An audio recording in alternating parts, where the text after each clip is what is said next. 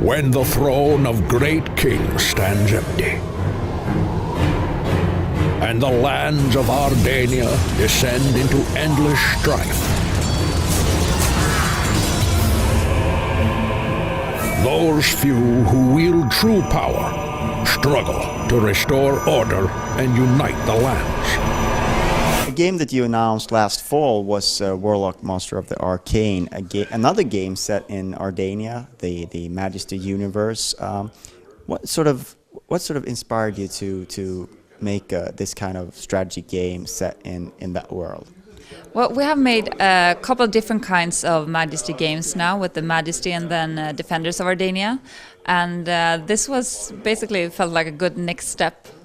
Really want to make a game like this, and the Majesty franchise fitted well into this. So, yeah, it worked, and we did it.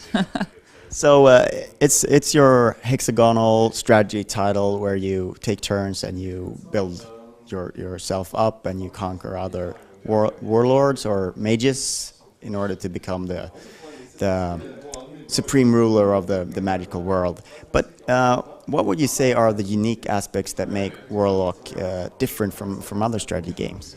Well, I think we use magic in a cool way. You can, for example, and religion. You can appeal to one of the gods by favors and building temples for them.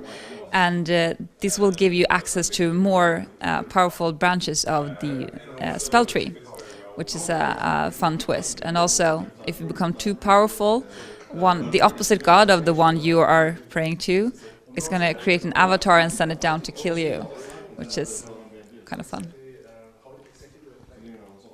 Okay, sort of like Jesus then, but not a bad Jesus. I meant Jesus with a vengeance. Yeah. Yeah.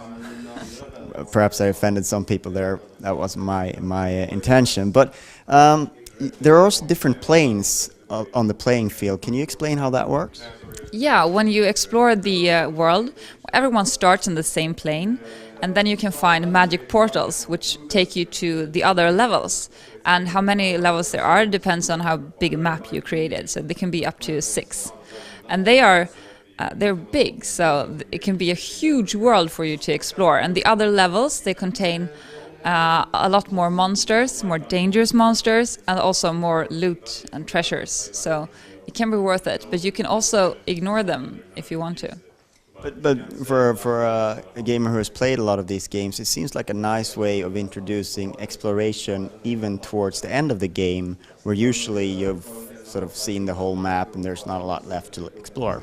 Yeah, that's a good point, because there are so many layers and you may not find the last magic portals until the very end. So there will probably be a lot more map to explore at all times.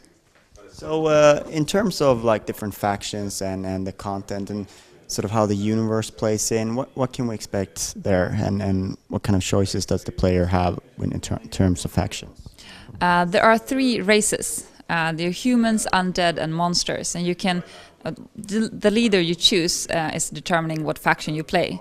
And all these factions have different units, and the units have different abilities, and you need to be able to manage different strategies when you use the different kinds. So like undead archers may have longer range, but they walk slower and that kind of thing, and they have different abilities. So it's going to be a varied gameplay depending on what race you choose. And I understand there was a little bit of a slip up with the multiplayer button in the preview version, but as far as I understand, there's no multiplayer plan for the initial release, at least. Yeah, that's correct. The release is going to be single player, and then we're working on multiplayer right now, but that's going to be released, when it's done, when it's polished and good. So it will be rolled out like DLC or something like that? That's not determined yet. I'm not sure how we're going to do it, but it will come. And sort of what stage of development are you right now, and how's it looking for release? I think we're going to release early summer. I can't give you exact date because they tend to change anyway, so it would be pointless. But the game is looking pretty good. It's stable, and most functions are there. Now it's mostly art and bugs that need to fix. Those are important too. Thank you very much for your time. Thank you.